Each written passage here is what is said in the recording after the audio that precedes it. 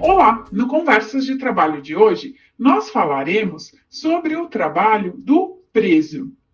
Muitas pessoas têm dúvidas se o trabalho do preso está sujeito ao regime da CLT.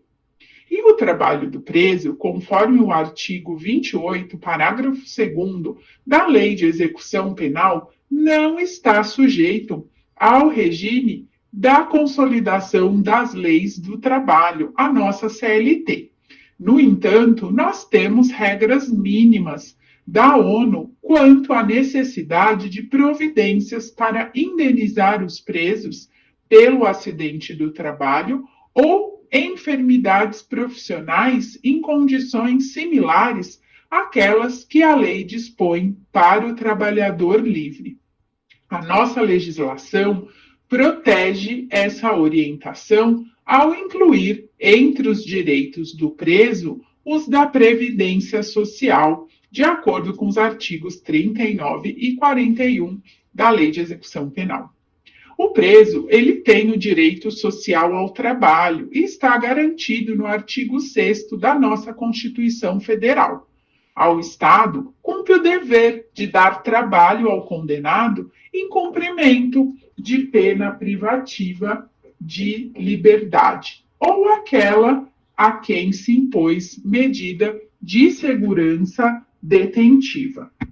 É um direito do preso, então, a atribuição de trabalho e a sua remuneração. Mas qual seria, então, a jornada de trabalho a ser cumprida pelo preso? A jornada de trabalho não será inferior a 6, nem superior a 8 horas, com descanso nos domingos e feriados, conforme também estabelece o artigo 33 da Lei de Execução Penal.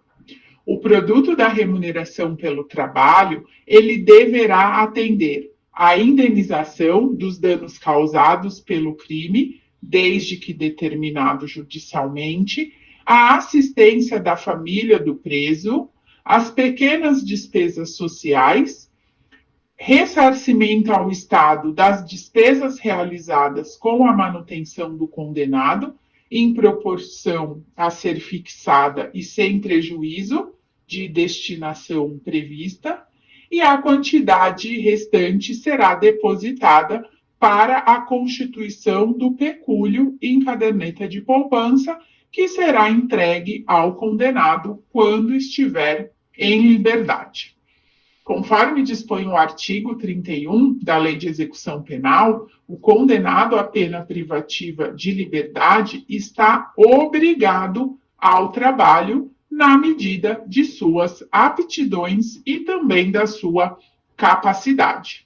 Já o preso provisório, vale destacar que é aquele que ainda não tem condenação definitiva e foi recolhido em razão de prisão em flagrante, prisão temporária, por decretação de prisão preventiva, pronúncia ou mesmo sentença condenatória recorrível, ele não está obrigado ao trabalho. Entretanto, as atividades laborterápicas lhe são facultadas e sua prática dá direito à remissão da pena, tão logo venha a ser aplicada. Segundo a Lei de Execução Penal, lá no artigo 28, o trabalho do condenado, como dever social e condição da dignidade humana, terá finalidade educativa e também produtiva. E aplicam-se à organização e os métodos de trabalho as precauções relativas à segurança e à higiene. E o trabalho do preso, como vimos, embora não esteja sujeito à CLT, ele traz várias regras que frisam a dignidade da pessoa humana. Já de acordo com o artigo 29 da LEP, o trabalho do preso ele é remunerado mediante prévia tabela e não pode ser inferior a 3/4 do salário mínimo. O produto dessa remuneração pelo trabalho vai atender à indenização dos danos causados pelo crime, desde que determinados judicialmente e não reparados por outros meios. Também assistência da família, as despesas pessoais, ressalvados sempre todas as garantias. E vale destacar ainda que, de acordo com o artigo 30, as tarefas executadas, como a prestação de serviço à comunidade, não são remunerados. Um outro ponto de destaque é o caso do preso que comete falta disciplinar ao provocar um acidente de trabalho e também retardar injustificadamente o cumprimento dessa obrigação imposta. A remissão, ela é um instituto que permite, pelo trabalho, dar como cumprida a parte da pena. E vale dizer, abreviar o tempo de duração da sentença. O condenado que cumpre pena em regime fechado ou semiaberto pode diminuir pelo trabalho parte do tempo da execução da pena. A contagem do tempo para fim de remissão será feita em razão de 1 dia de pena por 3 dias de trabalho. Assim, por exemplo, se o detento trabalhar 3 dias, terá antecipado o vencimento de sua pena em 1 dia. A remissão ela pode ser contada para fins de benefício, pois diminui o tempo de duração da pena imposta ao condenado, devendo ser tida como pena cumprida para outros efeitos, como, por exemplo, progressão de regime, livramento condicional e até mesmo indulto. O indulto natalino é um perdão de pena e tem previsão, inclusive, na Constituição Federal, e os critérios vão variar de acordo com o decreto presidencial.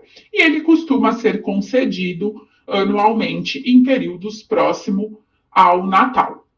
Se eventualmente, por causa de acidente sofrido durante a atividade do trabalho, o preso ficar impossibilitado de prosseguir na função, ele continua a se beneficiar da remissão nos termos do artigo 126 da LEP. Portanto, não se interrompe durante o período de afastamento. Porém, a contagem somente se refere aos dias que realmente o acidentado estiver impossibilitado de trabalhar.